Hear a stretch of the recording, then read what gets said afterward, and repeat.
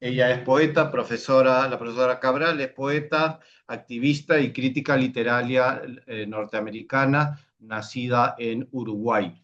Vive en los Estados Unidos, donde obtuvo un doctorado en lenguas románicas y una maestría en inglés.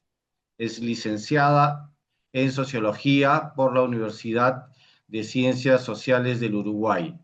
De acuerdo a la crítica Carol Young, Cabral es la primera persona afrodescendiente en el Uruguay en obtener un doctorado en los Estados Unidos. En el 2017, Cabral recibe el premio del Colegio de Artes y Ciencias de la Universidad de Carolina del Norte debido a su labor como investigadora, docente y escritora. En 2019 es invitada por la Universidad de Juiz de Fora de Minas Gerais, Brasil, ofreciendo cursos de posgrado en literatura, cultura y cultura afrohispana. En el 2020 ofrece un seminario sobre intelectualidad, literatura y multiculturalismo en Manuel Zapata Olivella, en la Universidad de Harvard. Cabral ha investigado la literatura y cultura de Guinea Ecuatorial, único país africano donde el español es lengua oficial, generando cursos y seminarios adoptados en varias universidades americanas. También ha publicado numerosos artículos y ensayos sobre la literatura latinoamericana, afrohispana y afrohispana. Fue ganadora del Premio Casa de las Américas en prosa en 1986 por el diario de Viajes Bahía Mágica Bahía. La perspectiva social en su poesía es motivo de análisis en varias antologías, congresos y seminarios. Ha publicado poemarios como Conversaciones entre pájaros 2023, Telaraña 2018, Memoria y Resistencia el 2004. Actualmente la doctora Cabral es profesora titular en las cátedras de español y en la de estudios afro-hispanófonos en la Universidad Central de Carolina del Norte. Adelante, Cristina. Buenos días, muchas gracias por esa presentación. Primeramente quiero agradecer a todos, ¿no? A ti, a Antonio Cornejo, por hacer posible este vínculo, este puente que veo que es Lima, Estados Unidos, Brasil, ¿no? Es magnífico. A Rogerio y estar con un gran amigo y admirado eh, colega, maestro en Barengón. El libro de Rogerio, Pedagogías del Cimarronaje, Literatura y Cultura Afrodescendiente en América Latina, publicado este año, eh, para mí, una de las cosas importantes que querría destacar es la validez, el aporte que yo veo del libro.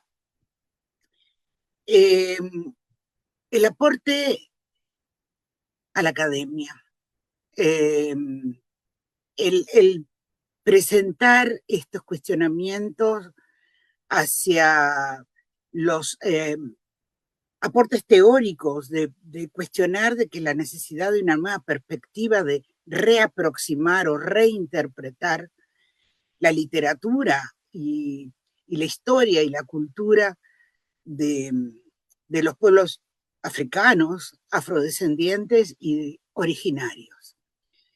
Eh,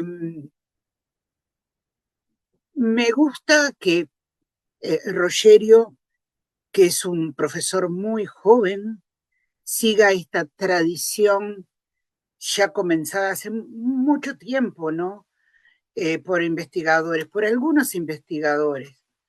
Eh, yo si no estoy errada, creo que los estudios en forma académica, ¿no? Universitaria, creo que el mayor desarrollo fue en Estados Unidos,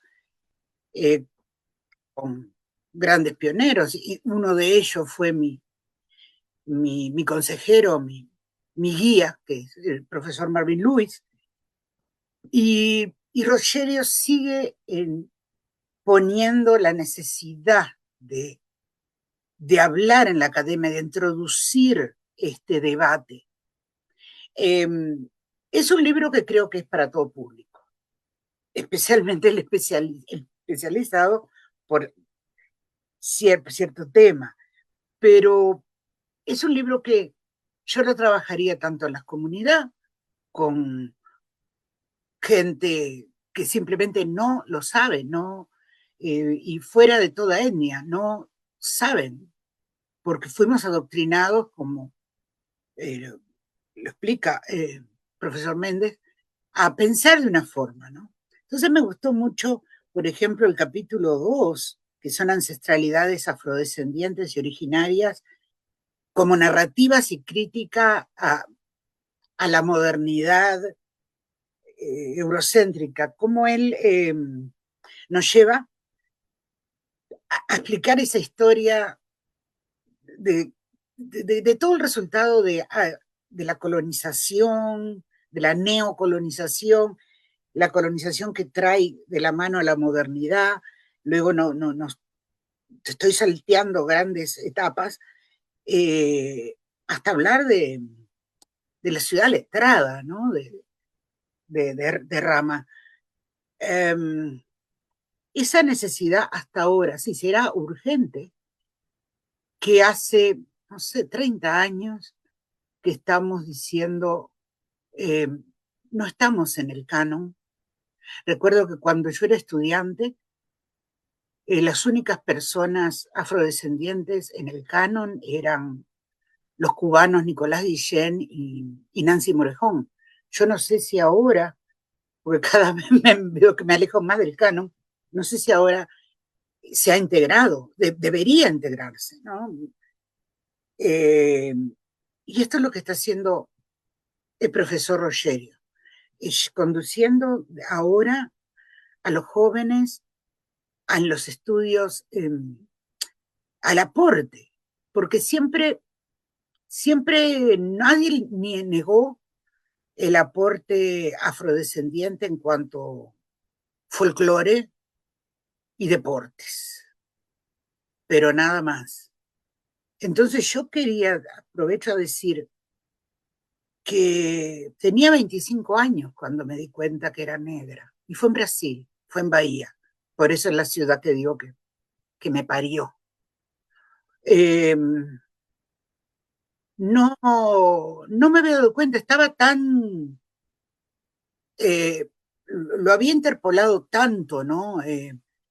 Tenía como un lavado de cerebro tan grande que no, en el Uruguay todo el mundo decía que no había racismo, así que no había nada que discutir. Y yo, lo confieso, me crié en un sector un poco exclusivista blanco. Entonces, como era la única persona negra, estaba todo bien, porque era hasta folclórica, ¿no? Tenemos una. Fue en Brasil que me di cuenta cuánto tenía que aprender.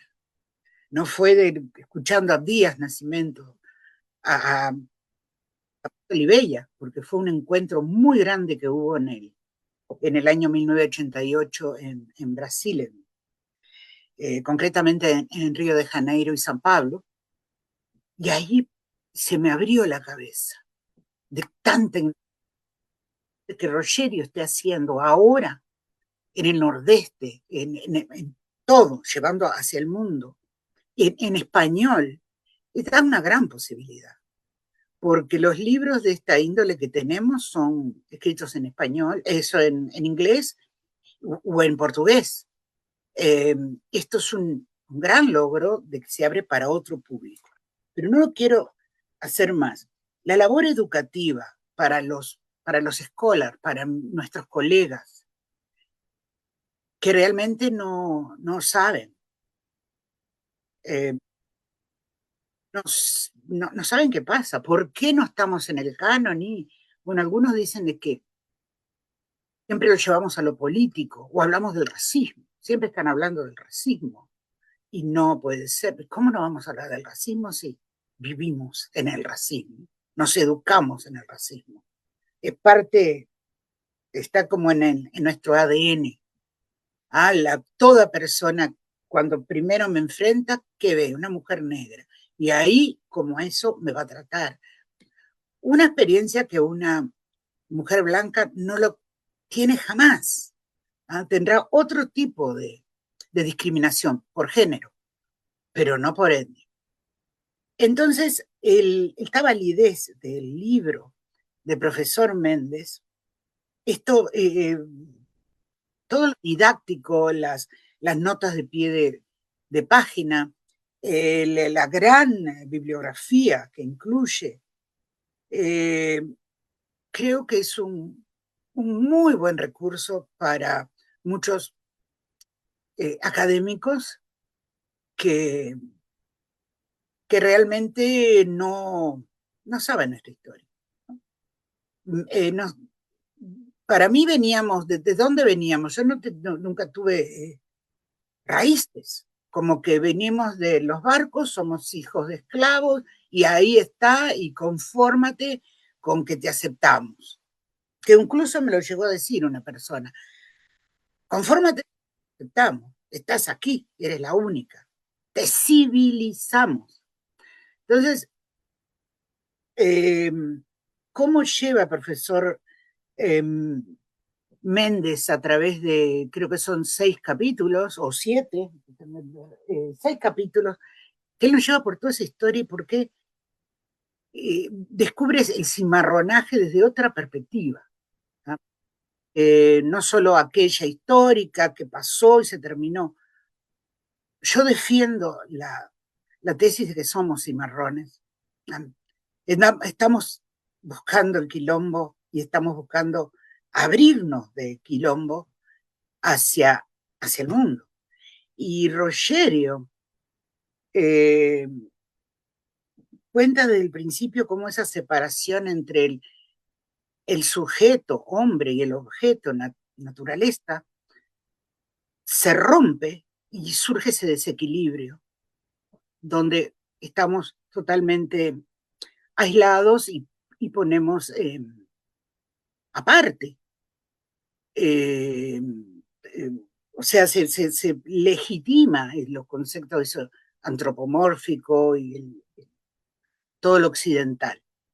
No quiero repetir cosas que todos bien sabemos, pero me parece muy importante que él vuelva a eso, que lo explique también, que lo haya desarrollado. Hay por ejemplo, es muy claro y creo que sirve para llevarlo, por ejemplo, a niveles de liceo, ¿no? Previos a la universidad y escuelas, yo trabajo mucho con comunidades, entonces en los círculos de comunidad. Como el profesor Méndez nos explica cómo la llegada de la colonización europea rompe y altera ese equilibrio existente entre el hombre y la naturaleza. Y cómo todos estos procesos vienen ligados con el desarrollo de la modernidad y los nuevos dioses occidentales, que hasta el día de hoy son difíciles de mover. Pero ahora esta juventud, esta generación, sí lo está poniendo en muchos, pero ha ayudado muchísimo la entrada de más personas afrodescendientes, africanas y indígenas, que no, la palabra correcta, se me fue la que vieron cómo estoy todavía, originarias, las naciones originarias, que entren en la conversación, que entren en los libros de texto. Ya nuestro compañero costarricense, Quinn Duncan, ¿no? Con el afrorealismo, empieza a decir, bueno, aquí doy un parámetro en base a lo que he estudiado de las literaturas y culturas afro, de cómo abordar los temas. Entonces, en un país tan ¿cómo les voy a decir?, de castas que todavía seguimos, como Brasil, debe de ser un gran honor y una gran lucha, una gran batalla a nivel académico, presentar libros así, presentar cátedras así.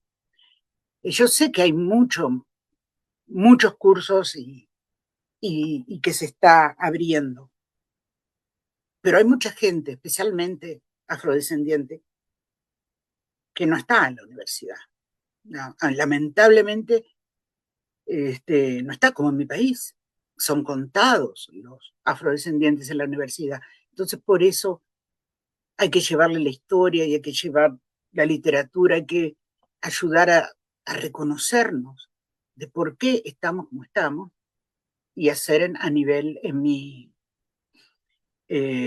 a nivel de las bases, a nivel de las organizaciones afro.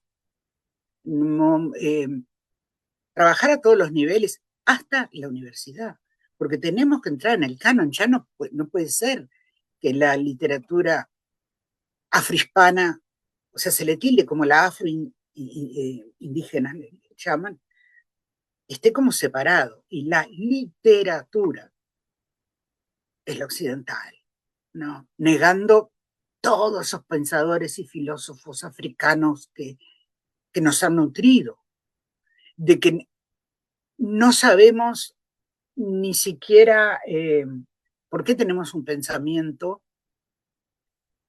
siendo que hay autores que ya lo han desarrollado ese pensamiento, pero nosotros no lo sabemos, no tenemos acceso a los medios, ahora cada vez más, no gracias a los orillas que cada vez más, pero si no, no nos enterábamos. Yo cuando fui a ese famoso mencionado congreso en el 88, yo no sabía quién era Zapato Oliveira. Y estábamos ahí para honrar a los 5 años de la publicación de Shango, que fue leer Shango, para mí dije, pero no puede ser que esto lo haya escrito un negro. Pensaba como blanco, no puede ser. Y me di cuenta por qué no puede ser. Es que nos pusieron esa banda en los ojos y dejamos de reconocernos, de ver que vernos como excepciones, y hay mucho más que excepcional. A mí me gusta personalmente el capítulo de 5, que es la escritura y transculturalidad como poesía y cimarronaje con Nicolás Guillén. Esa me gustó mucho, pero no estaba buscando el de aquí, el 7. Shango el Gran Puta, pertinencia, rebeldía y subversión. Eso es un libro muy difícil de abordar.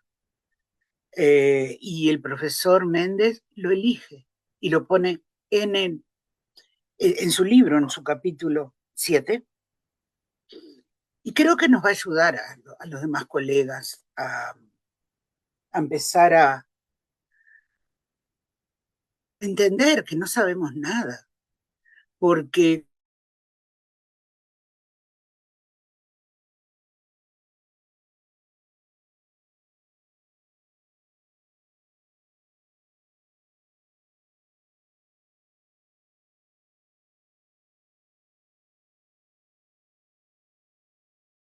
le dan la validez. Pero ¿cuántos otros anteriores, afrodescendientes, africanos, ya habían hablado de esto? Eres que el otro, el alter, son cuestiones obvias. La misma problemática con matices que yo encuentro, por ejemplo, que ahora últimamente en mujeres me centro, es la misma de la mujer negra, es la misma en todas las Américas, en Europa. Distinto lenguaje, distinto idioma, pero es la misma. El sello de África, me decía un gran poeta dominicano, Blas Jiménez, eh, me explicaba por qué él prefería hacerse llamar negro. Yo siempre estuve más para el lado del afro. Y él me dice, porque cuando voy a cualquier parte del mundo, lo primero que ven es el sello de África. Eso es África, soy negro. Dice, entonces lo que hacemos es revertir, llevarlo con orgullo. Todo fue un trabajo de años y años a todo nivel. Y creo que sí, tienen que seguir así y cada vez más. Y para no hacerlo más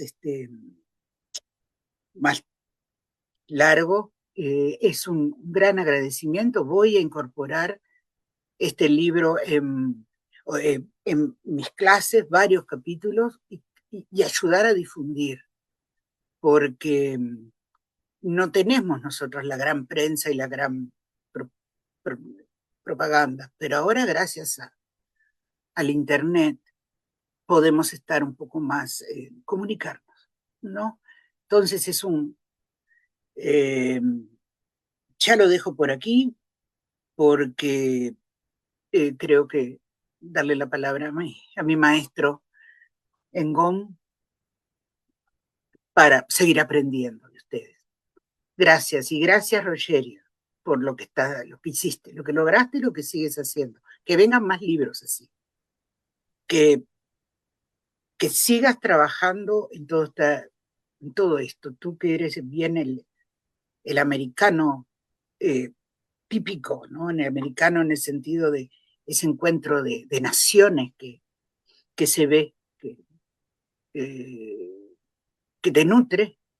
Me gusta que tú hayas hecho esta combinación a nivel académico, porque ya les digo, es muy fácil, somos todos negros en carnaval, sí, todos nos abrazamos juntitos, pero se terminó el carnaval y uno a la Sensala y el otro a la Casa Grande, el resto del año.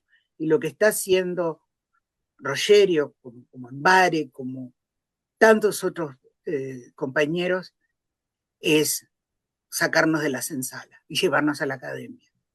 Porque no es que somos mediocres, es que no saben cómo abordar. Le falta historia, no, no entienden. Y estoy hablando de gente de escuelas, ¿no? De académicos.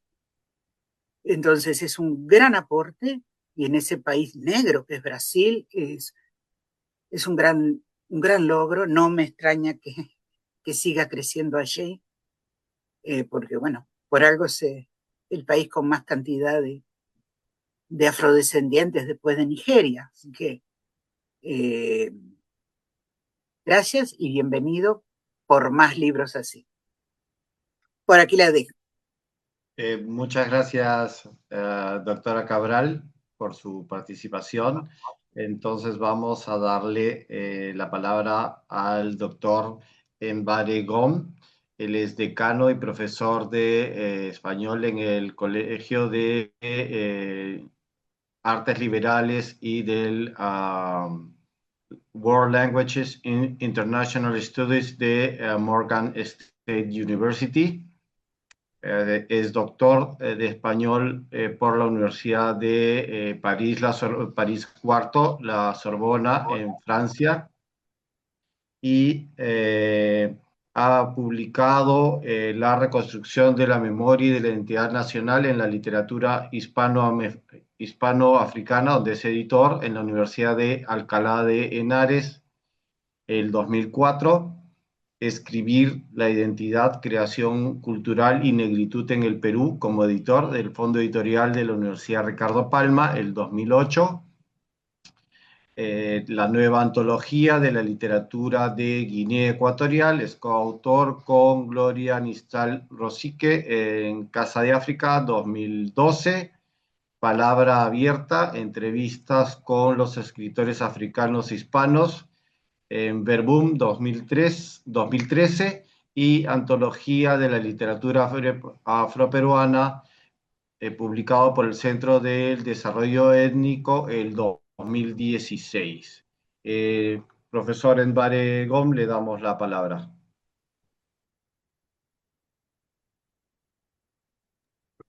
Bueno, buenas tardes a todas, especialmente a mi amiga y colega Cristina Cabral, que no veo desde hace mucho tiempo, por no decir años, y también a Rogelio y a Gonzalo también. Gonzalo a lo mejor más de 10 años, ni siquiera, así que, pero muchas gracias por el honor de esta invitación, Rogelio. Para mí es un gran honor estar aquí y compartir esa pantalla, iba a decir la mesa, pero mesa y pantalla con mi ilustre colega, la profesora Cristina Cabral.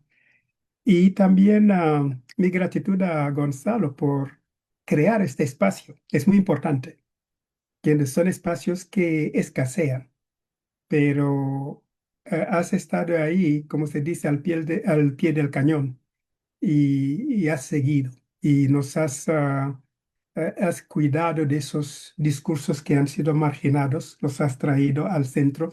Antes se mencionó la ciudad letrada.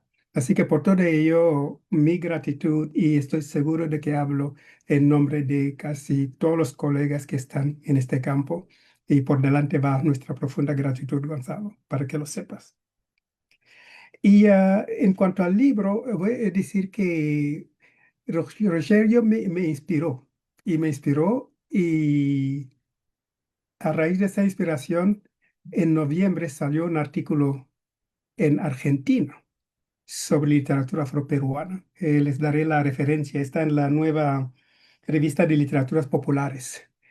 Y el título, para que vea que Rogerio me inspiró, es Cimarronaje cultural y disidencias epistemológicas en la producción cultural de Victoria Santa Cruz Gamarra, José Campos Dávila y Máximo Torres Moreno, todos escritores afroperuanos o peruanos de ascendencia africana, como digo. Así que muchas gracias por ello, profesor. Ah, el libro que nos ocupa hacer un comentario hoy verdaderamente presta atención a una experiencia que es lo que yo llamo la experiencia transafricana, negra, africana y transafricana, que es una experiencia marcada por el desplazamiento forzado, el mayor desplazamiento forzado de la humanidad. Es decir, que ese movimiento forzado migratorio desde África hacia las Américas es un desplazamiento homogeneizado por lo que un escritor y crítico congoleño, Pius Ngandun Kashama, llama une douleur commune. Es decir, un dolor común. Da igual donde estuviera, ese dolor estuvo ahí. Es lo que unificó, homogeneizó esa experiencia traumática. Entonces, lo que hace ah, Rogerio aquí es literalmente descentrar y desestructurar el pensamiento crítico hasta ahora que había sido monolítico, un diálogo, un monólogo epistemológico, por eso de alguna forma, Cristina Cabral lo mencionó al principio. Entonces, lo que hace es romper lo que el profesor Victorien Lavaux, un colega de la Universidad de Perpignan, llama la mémoire assignée, la memoria asignada. Es decir, que lo que nos propone con este libro, que yo llamo, sobre todo, lo veo con un texto de indocilidad epistemológica, es decir, una disidencia epistemológica, porque lo que propone es una rehistorización, ¿verdad? Crítica sobre la experiencia negra, que es, como he dicho, africana. Entonces, él parte hasta cierto punto, de Queen's Duncan. Esta parte del afrorealismo, es decir, que porque su aproximación se parece mucho a lo que Queen's Duncan llama una crítica intracéntrica.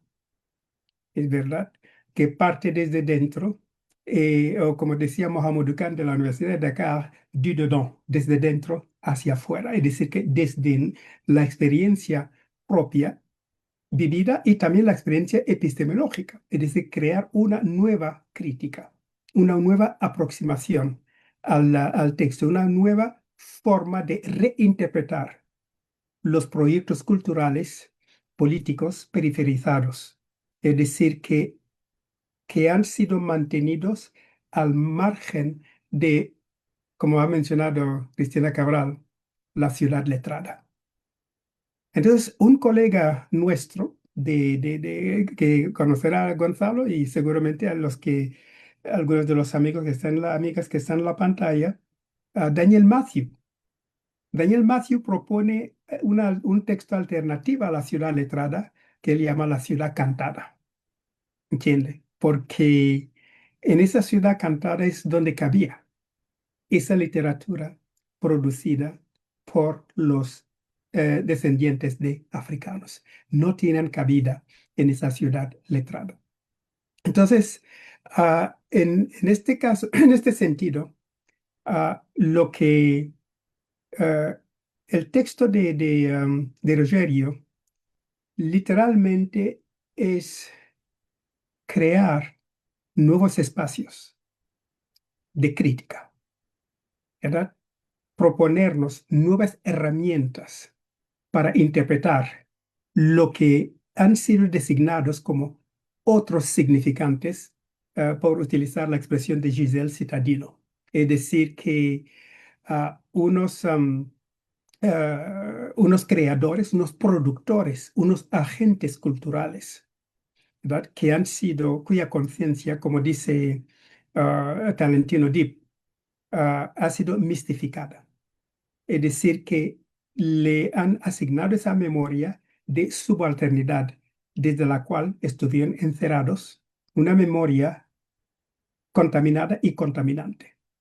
Entonces, el texto de Rogerio lo que hace es descontaminar, literalmente. Primero descontamina al contextualizar y luego propone una nueva perspectiva, una nueva vía sobre esa experiencia transafricana, como la llamo. Es decir, que en ese proceso de descontaminación está un proceso de re-responsabilización. El sociólogo español Imanol Subero habla de desresponsabilización histórica, ¿verdad? Entonces, con su texto, lo que hace Rogelio es re-responsabilizar, literalmente. Es decir, que por medio de una agencia, al otorgarle agencia primero al productor cultural y segundo al crítico, ¿verdad? Al crítico. Y tercero, y me alegro, me ha gustado mucho oír la parte final, la última afirmación de Cristina Cabral, cuando ya afirma, cuando nos dice que lo va a incorporar a algunos de los cursos que dicta local. Y eso es muy importante, porque la universidad es uno de los mayores y mejores trampolines para dar a conocer esa experiencia desde su diversidad. Cuando digo desde su diversidad, desde la historia, desde la producción cultural, desde la crítica y desde la interpretación de esos textos, ¿verdad? Y siempre teniendo en cuenta de que esos textos no siempre son textos escritos. De ahí la importancia de ese simarejanaje cultural. Es decir, son textos no verbales. Cuando se habla de Bahía, ¿m? Bahía es un teatro literario. Bahía en sí es literatura, es producción cultural. Entonces, y todo eso hace falta, ¿no? Hace falta reinterpretarlo desde esa perspectiva intracéntrica. Y de ese paso también romper lo que Edward Said llama a complex series of knowledge manipulation. Es decir, que una manipulación intencional e intencionada. Entonces hay que romper esas manifestaciones y por eso, cuando habla de la memoria asignada, ¿no? Que Edward Said, por su parte, habla de objetos sin historia. Entonces, cuando se está hablando de rehistorizar, precisamente textos como Cimarronajes nos propone, nos da las herramientas que nos va a permitir verdaderamente rehistorizar a ese sujeto transafricano. Por lo tanto, esa adjudicación de agencia, ¿verdad? Darle agencia al sujeto negro, africano y transafricano es otra forma de recuperar los significantes principales y primordiales que habían sido confiscados durante ese movimiento migratorio forzados. Es decir, que no solo confiscados, pero obliterados y luego reinterpretados por medio de una falsificación y de una imagen calcificada. Entonces, cuando al final, cuando la profesora Cabral dice, Cristina Cabral habla de después del carnaval, vamos ya no hay nada. Es decir, que es una historia, digamos, finita. Es decir, y que siempre ocurre más o menos entre febrero y el tiempo que dure el carnaval. Por lo tanto, cuando hablo de indocilidad epistemológica, ¿no? Se sitúa dentro de ese contexto precisamente de volver no solo a descontaminar, sino a legitimar, ¿verdad? A legitimar el discurso y las herramientas de interpretación de ese discurso. Y como he dicho, ese discurso es también no verbal, porque es un discurso de la performance, porque en el artículo que les mencioné antes, hablo de Victoria Santa Cruz. Y en el caso de Victoria Santa Cruz, esa disidencia tiene lugar en la reinterpretación del cuerpo negro. Y es decir, cómo ser mujer negra en un espacio que le niega no solo su género, sino también su negritud. Entonces, textos como como pedagogías del cimarronaje o del cimarronaje, nos ayudan, ¿verdad? Nos preparan a deconstruir la memoria asignada a la que se refería Victorien Labou, ¿verdad?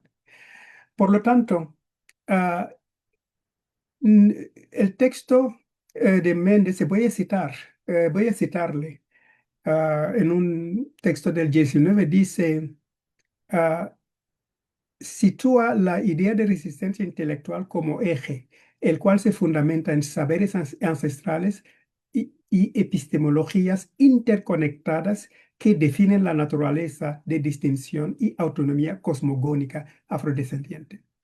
Ahí lo dice todo, literalmente. Entonces, ahí está por lo menos uno de los trampolines, porque son más de uno, donde nos abre, ah, para mí, el texto cuando dice nos abre diferentes perspectivas, me recuerda al abanico español, que cuando lo abres, entonces tienes diferentes, ¿verdad? Maneras de interpretar esa experiencia negra. Por lo tanto, en este caso, lo que hace es volver a recuperar, como hemos hablado de Blas Jiménez, por eso no es bueno hablar después de un gran orador o una gran oradora en este caso, una gran crítica, porque, porque estoy repitiendo lo que ha dicho, mencionando muchas de eso, pero eso ya dice mucho sobre ti, Cristina. Entonces, en este caso se trata de recuperar lo que Blas Jiménez, el autor crítico y profesor Blas Jiménez llamaba las voces perdidas. entienden. Entonces, esas voces perdidas, que, perdidas para la ciudad letrada, y perdidas para el canon, o el mal llamado canon literario, pero no para nosotros. Entonces, por eso vuelvo a insistir que el espacio donde nos encontramos, la universidad, es uno de los espacios más privilegiados para dar a conocer, para recuperar esas voces perdidas que llama, que Blas Jiménez llama, perdón, según Blas Jiménez. Y también volver a reinterpretar ese cimarronaje cultural, como lo llamaba René Depes, le marronnage culturel, ¿verdad? Como forma de reinterpretarnos, de decir quiénes somos, ¿verdad? De poder estar en esa mesa del banquete, y luego también poder, digamos, reconfigurar nuestra integridad desintegrada. Es decir, que esa pedagogía eh, del cimarronaje se sitúa dentro de ese marco y, y también abraza lo que el crítico surafricano Josephat Kubayanda llamaba cuestionar las perspectivas de las hegemonías metropolitanas. Y es lo que hace pedagogía de cimarronaje. Vuelvo a repetirlo. A cuestionar las perspectivas de las hegemonías metropolitanas. No solo desde en América Latina, sino también en Europa, ¿m? Y en Asia. ¿Por qué no? Por lo tanto, en este caso, volviendo a citar a otro crítico africano, y esto es el que yo cite a esos críticos africanos es estratégico e intencional, porque la crítica no solo se hace desde Occidente, también se hace desde África. Pero lo que nos pasa, y lo dije hace una semana en México, en Ciudad de México, donde estamos en un grupo de investigación, dije que América Latina y África, dos continentes cara a cara, pero que se dan la espalda. Y sus relaciones son relaciones mediadas. Entonces nos toca a nosotros textos como estos son los que pueden ayudar a atender esos puntos. Entonces hay que establecer ese diálogo. Por eso, Emmanuel Wadegana insiste, insiste en la necesidad, cito, de recapturar las memorias colectivas por medio de la reescritura de las historias personales como parte de la historia colectiva. Eso es lo que dice Emmanuel Yewa de Ghana. Y pedagogías del cimarronaje precisamente se ubica dentro de ese marco. Ahora toca, nos toca tender ese puente. Es decir, que esa práctica epistemológica alternativa que nos propone el libro de Rogerio es una forma, y voy a citar a otro crítico africano, Ambroise Nkom, que habla de que Ambroise Comte que habla de crear esa epistemología alternativa que él llama un marco de autonomía para la validación y apropiación de un corpus de saberes locales que les podría ayudar a comprender su entorno y construir un marco de vida más afín a sus propias aspiraciones identitarias. Entonces, volviendo al libro de Roger, ese es el contexto, ¿no?, en el que se sitúa este libro, que nos puede ayudar a salir de otro crítico africano, Achille Mbembe, llama Salir de la Gran Noche. Es el título de un libro, Sortir de la Grande Nuit. Entonces, de nuevo, el que me haya centrado, haya citado a tantos críticos africanos, es una forma, uno, de contribuir a partir de esa indocilidad o disidencia epistemológica, contribuir a descolonizar el saber, ¿verdad?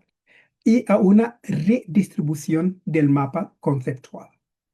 En este caso, ah, lo que hace Rogerio con su libro es, o propone, mejor dicho, una transformación del mapa, no solo epistemológico, sino también ideológico. ¿Mm? Por lo tanto, yo creo que el libro define las pautas de una hermenéutica ontológica multidimensional e híbrida, porque la transafricanía no se puede estudiar desde una perspectiva monolítica. ¿Mm? La perspectiva tiene que ser transversal. Y bueno, voy a cerrar simplemente de nuevo, bueno, felicitar a Rogerio y que, como dicen en Ghana, más tinta a tu pluma, que quiere decir más libros van a seguir, ¿verdad? Y nos va a seguir inspirando. Y muchas gracias por el honor de esta invitación y gracias, Gonzalo, por haber creado ese espacio fabuloso. Muchas gracias. Gracias, Embare, por tus palabras hacia mi persona. Y entonces vamos a continuar con la presentación del libro, con en este caso con el autor Rogerio Méndez. Rogerio es profesor asociado de Literaturas y Culturas Hispánicas del Departamento de Letras de la Universidad Federal de Río Grande do Norte, en Brasil, y profesor permanente del programa de posgrado en Letras de la Universidad Federal de Pernambuco, también en Brasil. Además, es coordinador del grupo de investigación Outras Literaturas Hispánicas, también de Brasil. Entonces, con esto, nuestra presentación, adelante, Rogerio. Muchas gracias. Muchas gracias, Gonzalo. También me gustaría agradecer la presencia de la profesora Cristina Cabral y también del profesor Barragón por su generosidad y por sus comentarios acerca del libro, que fueron comentarios muy concisos acerca de mi intención con el libro. Primero, creo que ambos fueron muy felices en comprender que el libro fue pensado como una herramienta de disponibilidad didáctica para aquellos que tienen una dificultad o acceso de conocer, no solo conocer, pero articular un pensamiento, una articulación que, como dice el profesor Umbare, en algún momento se perdió, que no fue desarticulado. Desarticulado, como usted sabe, una de las ideas centrales del libro por la ciudad de Traba. Y el profesor Umbare tiene una propiedad para el adjetivo indócil. En el sentido que la Dulcinea creo que es el sentido de la idea de indocilidad por la idea de violencia de la profesora Dulcinea, guineo-ecuatoriana, acerca del libro. Y sí, esa idea de violencia acerca de violencia epistemológica.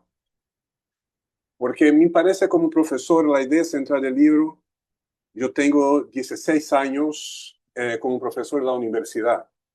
Y cuando fui a empezar a ministrar clases, fui a conocer la biblioteca de la universidad. Entonces, cogí algunos libros y fui a analizarlos para ver lo que yo tenía para poder ministrar las clases, para poder trabajar, para proponer, para pensar, para reinventar. Y soy profesor de literaturas hispánicas. Y cuando percibí, no había ninguna contribución afrodescendiente, africana, en la historiografía, en la crítica. No había casi artículos en la época cerca de nada.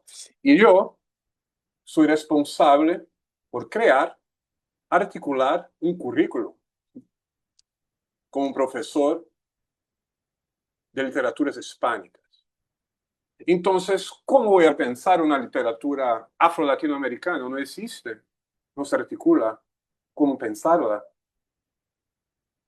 No cabería, por ejemplo, comencé a perceber que no cabería, por ejemplo, comentar algunas literaturas, algunos autores, a partir de Terry Eagleton, o a partir de otros que tienen una experiencia, una interpretación muy receptiva acerca de la literatura, forma, estética y sobre todo vivencia. Entonces se incomodó bastante y me impulsionó algunas ideas, como el profesor Umbare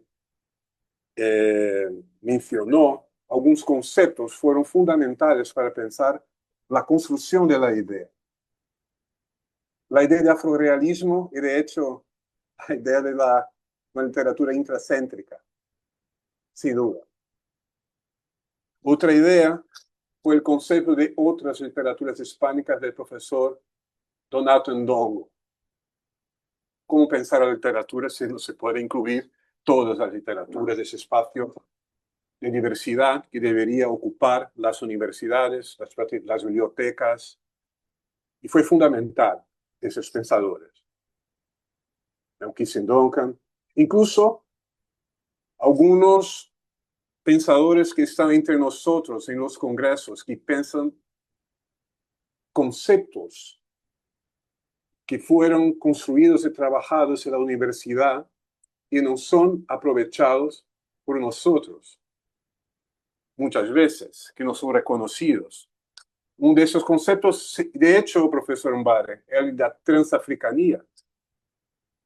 O conceito de escritura do professor Amarino Queiroz. O professor da pedagogia do Rufino, do Rio de Janeiro, pedagogia da encrucijada.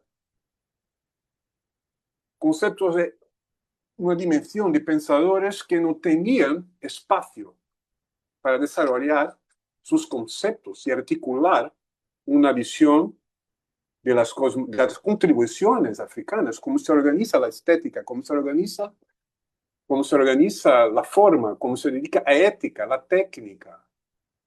Y que claramente está muy lejos de una experiencia occidental y que ocupa un espacio en las universidades y que al mismo tiempo nos distancia de una experiencia real. Entonces, ¿y qué construcciones son esas? ¿Sabe qué vivencias son esas? Y entonces empecé a percibir que, además de la historiografía que no tenía espacio, la crítica literaria también, lo que presentaba muchas veces, no cabía la experiencia de lo afro, del africano y de lo que reinventó a lo largo de su experiencia afrodiaspórica, como conocimiento de lo que sucedió. Más allá del conocimiento que muchas veces está impregnado en los congresos, tal. Pero había también una vivencia, como dice el profesor Umbare, profesora Cristina, de la cultura popular. Cuando se va en Bahía, que se ve literatura, también estoy de acuerdo, profesor Umbare. Se va en Bahía. Las formas de narrativas. El cuerpo es un lenguaje. El canto es un lenguaje. La experiencia con divino es un lenguaje. Y todo eso, a la ancestralidad occidental también fundamenta una crítica, así como a la ancestralidad africana también fundamenta una crítica. Entonces el libro tiene intentar tornar didáctico una experiencia de intentar visibilizar una estructuración o una reestructuración de una experiencia que fue reinventada y que está disponibilizada, pero no visibilizada por una cultura escolar. y muchas veces escolástica, y muchas veces académica. Entonces, la idea del libro sería organizar por la idea de cimarronaje. La idea de cimarrón es un personaje que fundamenta, un personaje conceptual, individual y colectivo, que somos nosotros, profesores, capoeiristas, yalorixás, babalorixás, y toda experiencia de mantener un conocimiento que de alguna manera se estructura como narrativa. El sentido de, por ejemplo, de intentar comprender la experiencia poética es muy prejudicial muchas veces a propia expresión para expresión de los afrodescendientes, porque va más allá de lo que está escrito. Es un teatro total, como dice Zampatella. Es una experiencia vivencial, de hecho. Incluso tenía que valorizar como profesor Amarino habla, reinventar y reconocer el movimiento de la experiencia que resiste incluso en la contemporaneidad. Fue que él pensó como la idea de escritura, con rap, entre otras cosas. Entonces, la manera que organicé el libro, que la literatura no se organiza solo a partir del concepto de que determina la teoría de la literatura, pero trae también conceptos que son fundamentales como la escritura, la oratura, y repensar la idea de historia en el cimarrón, que no es solo un sentido histórico individual, pero un sentido colectivo, el sentido de una ancestralidad, un sentido abstracto, que muchas veces se trabaja con la contribución de una encrucijada. Y toda la construcción del libro, las contribuciones, intentar mostrar una diversidad que va del punto de vista de un proyecto creativo y también del punto de vista de un proyecto crítico. Punto de vista, yo sé que podría trabajar con autores brasileños y autores más complejos, menos conocidos, pero la experiencia de traer algunos escritores como Nicomedes Santa Cruz, de visibilizar también a Manuel Zapata Olivella, Nicolás Guillén, que son los más conocidos, que fue también un libro escrito para brasileños que no tienen una experiencia, un contacto mínimo con esos estudios y esa articulación. Y yo precisaba también invertir en una interdisciplinaridad que valorase la antropología, porque percibí que en los estudios literarios hablar de algunas literaturas de manera crítica valoraba solo una construcción retórica que no profundizaba ni problematizaba muchas veces conceptos y determinaciones de matrices culturales que son fundamentales para comprender una visión afrodescendiente, una visión africana que muchas veces se articula en la literatura. Entonces, básicamente, yo pensé, esos libros, esos autores y sus libros, sus grandes obras, fue para mí importantísimos para intentar mostrar en sus complejidades la importancia de la antropología y que muchas veces no es reconocida por la crítica literaria, por lo menos en Brasil, como una herramienta que podría ser válida. Y miren, yo soy un hombre de candomblé. soy eso. Entonces, yo vivo la cultura negra, que es oral, que es cultura de cuerpo. Es la tradición viva. Y todos mis hermanos de religión lo saben y comprenden. Se mantiene toda una historia, una tradición y su literatura. Y esa tradición, esa historia no se hace solo a partir de los vecinos de una experiencia occidental. No se hace a partir de la escrita, solo de la escrita. ¿Cómo voy a explicar, por ejemplo, el libro de Manuel Zapata Oliveira? Que fue un libro todo basado en la estructura y la cosmogonía y la cosmovisión de Candomblé, de Umbanda. La reinvención de una visión mística que también es política, que también es social, que también es literaria, que también es pedagógica, que también es literaria, que también es sociológica, que también... Que todo es al mismo tiempo, es un tiempo espiralar.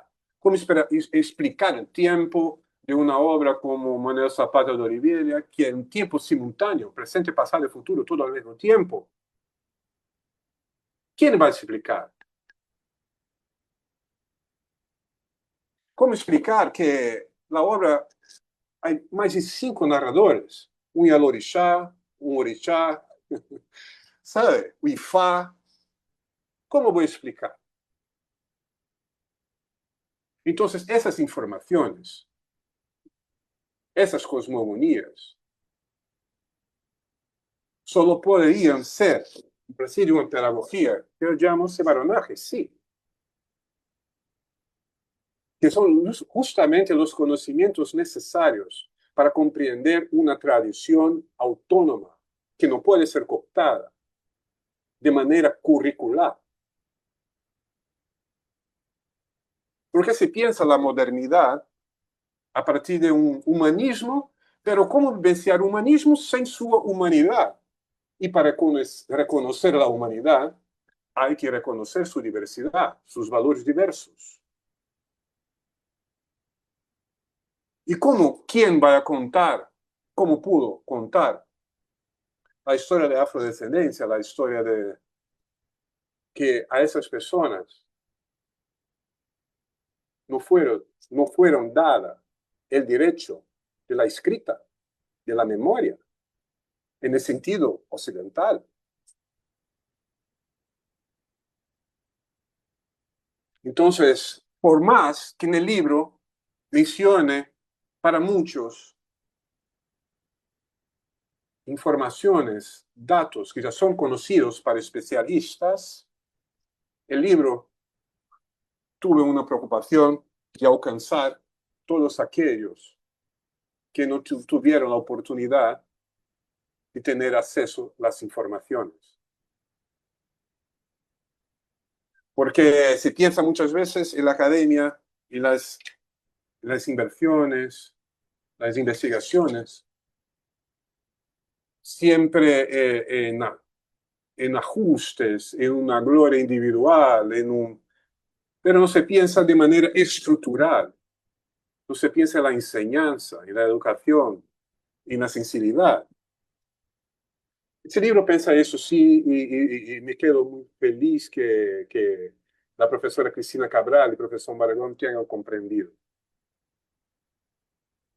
No es solo experiencia de un negro o de una tradición negra, es una tradición de una cultura y de una vivencia y de una tradición que precisa ser pensada, visibilizada, y también fue un libro para intentar visibilizar el trabajo de algunos pensadores brasileños que vienen trabajando de manera muy ardua, intentar conectarlos con otros pensadores para que puedan trabajar de manera más expansiva y dialogar con lo que significa ser negro en Brasil y lo que significa hablar a partir de una investigación de negros que están preocupados de unas perspectivas afrocentradas en Brasil o de Brasil. Porque son distintos. La sensibilidad de los brasileños, de los colombianos, de los peruanos, de los chilenos, de los mexicanos, haitianos, son distintas las experiencias, los traumas, que significan también los marcos teóricos son distintos y es preciso que se entrecrucen, que hayan encrucijadas. Entonces yo comprendería ese libro una oportunidad de visibilizar encrucijadas. Y es por eso también que la comprensión de metáforas como la idea de cimarrón, Echú, Orixá Echú, en la comprensión, y la capa del libro, que es muy importante, que tiene Ogún, que es responsable por abrir caminos, y que Ogún es un Orixá y es mi Orixá, soy hijo de Ogún, que abra los caminos para una comprensión más sencilla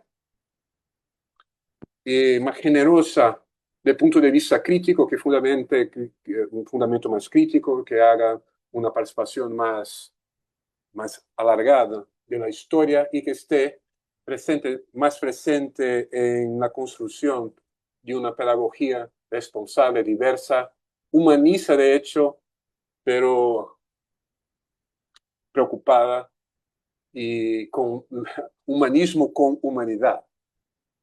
¿Vale? Entonces, el proyecto del libro podría hablar más, mas yo creo que son las ideas principales y de mi preocupación establecer un diálogo. Es una propuesta de diálogo. No hubo una pretensión de intentar tornar compleja o de intentar probar lo que ya sabe, mas desarrollar fuentes, presentar fuentes, construir lenguajes, visibilizar una vivencia particular de un profesor del nordeste de Brasil, que es la región más africana de Brasil, y más cerca de África también, donde las tradiciones populares son muy vivas. Es una tentativa también de tornar popular o conocimiento académico. Es una tentativa también de tornar periferia el conocimiento académico. Y no hay problema estar en periferia. No hay problema estar en periferia. Existe cultura en periferia. Existe una tradición en periferia. África es periferia. Brasil es periferia. Yo soy periferia. Mi discurso es de periferia. Pero de curativo, crítico, creativo, responsable. Responsable con un proyecto no de ruptura, mas de inclusión. Que incluso no es un proyecto político, ni solamente social. Vuelvo a decir, es un proyecto humanista. ¿Vale? Entonces, con esa palabra, esa es mi contribución del libro y me quedo muy grato por la presencia de todos. Un abrazo, Nuno. Muy bueno conocerte. Cristina, muchas gracias por la comprensión.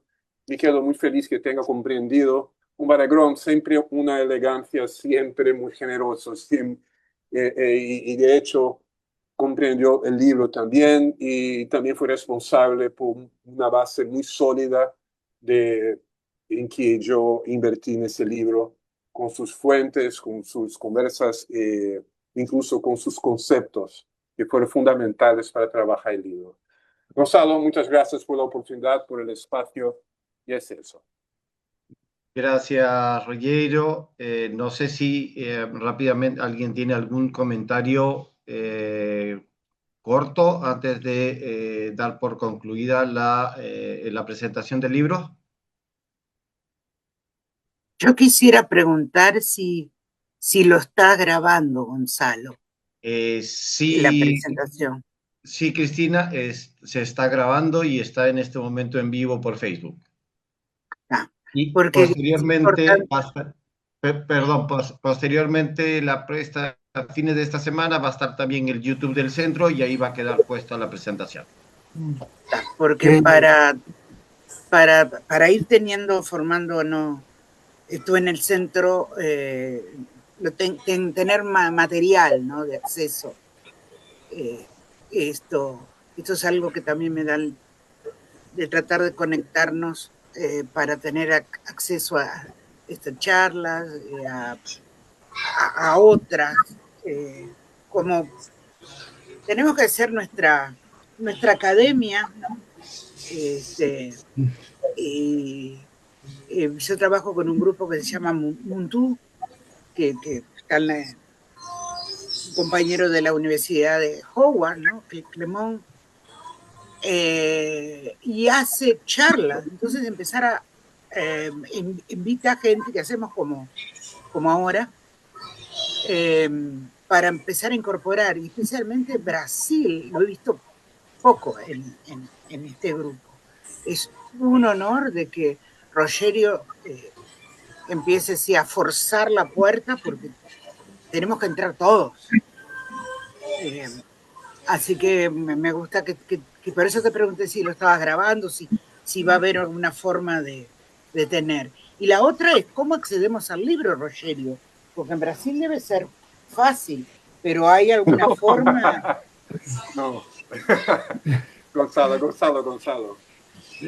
Sí, a ver, Cristina, hemos tenido algunos inconvenientes. El libro se publica, en realidad, se publicó acá en Lima, con algunos ejemplares. Está en impresión por demanda en diversas librerías, como en Amazon, Bibliomanager o Ingram, pero por algún motivo, para que el libro llegue a Brasil, estamos teniendo bastantes inconvenientes, ya sea por impuestos que quieren cobrar a veces los courier, o por aduanas. En Brasil, que todavía está, creo que como 20 días retenido en los libros que le envía a Ronier en la aduana de Brasil. Así que estamos en eso, estamos tratando de solucionarlo de la mejor manera. A Estados Unidos o a otros países está llegando mucho más rápido que a Brasil. Creo que sí, porque si tú dices que si Amazon lo ofrece por demanda, bueno, Amazon se puede conseguir, porque yo quiero incorporarlos en algunos cursos y se encuentra la dificultad, incluso en la biblioteca de la universidad, ¿no? De hacer, incorporarlo, cómo acceder al mismo. Pero ya vamos. Si no me voy a Perú, me obligas a hacer un viaje a Perú. Eso. Bienvenida. Que me encantaría. Bienvenida, y cualquier cosa, cualquier inconveniente, te puedes comunicar conmigo y yo veo la mejor manera de hacerte llegar los libros también. Muchísimas gracias. Muchísimas gracias. Gonzalo. Sí, adelante, Nuno. Nomás agradecer, ¿no? El poder estar aquí y escuchar, ¿no? Vengo acompañando un poco el trabajo de Rogerio, así, por la red, por todo. Lo vi el libro, ahí el día que salió estaba justo trabajando cuando llegó el libro, ¿no? Y bueno, siempre nos quedamos muy contentos cuando vemos los brasileños metidos con latinoamericanismo, ¿no? Sabemos, es una larga historia de malentendido y de complicaciones y de fronteras que no se cruzan, y siempre que encontramos, ¿no?, a alguien que está cruzando esa frontera, yo estudié en México, trabajé carpentier, éramos muy pocos ahí también, estudios latinoamericanos, entonces es un trabajo de epistemología, ¿no?, muy serio, ¿no?, se ve que tiene mucho trabajo atrás del libro. Y lo dejo las felicitaciones y la invitación, que tú ya sabes, pero que ahora pública, que año que viene va a Cachoeira, ¿no? Ahí vamos a presentar el libro y platicar un rato con más calma con otros latinoamericanistas. Ojalá podamos hacer algo que involucre Perú, Brasil, y hacer un coloquio un poco más amplio. Muchos de los temas que están ahí están muy directamente pegados con las reflexiones de Cornejo Polá, todos sabemos, el tema de la oralidad, ¿no?, el tema del concepto ampliado de literatura, el tema de la construcción del canon, el tema de la heterogeneidad. Entonces, ojalá que también aquí empiece, como tú dices, el libro es un diálogo, ¿no? Y que ese diálogo podemos ampliarlo y pensar una cosa mayor. Me dio mucho gusto escuchar a la doctora Cristina, al doctor Mibari, y pienso eso, ¿no? Que ahí podemos seguir platicando. Te felicito mucho, ¿no? Que uno de nosotros pueda publicar nuestros trabajos y en español y así eso llegar a Brasil también. Tú sabes muy bien la resistencia que hay en las humanidades de Brasil con los estudios específicamente latinoamericanos, sea por la lengua, sea por cuestiones ideológicas, políticas. Entonces agradezco mucho. A Gonzalo, siempre el agradecimiento. La doctora Cristina, si viene a buscar su libro a Perú, es lo mejor que hace en su vida. Ahí le recomiendo mucho. Ahí el CELAC es el mejor lugar para estudiar y Perú es Perú, no hay mucho que hablar, así que agradezco mucho. Es todo. Gracias, gracias. Gracias a Nuno, gracias Cristina, gracias Embari, gracias Rogerio por participar en esta presentación, gracias por sus palabras y nada, ha sido un gusto verlos, conocerte Cristina y nos vemos en cualquier momento para seguir ampliando las redes. Muchísimas gracias, muy buenas tardes. Igualmente. Que nos encontremos. Gracias. Felicidades. Chao.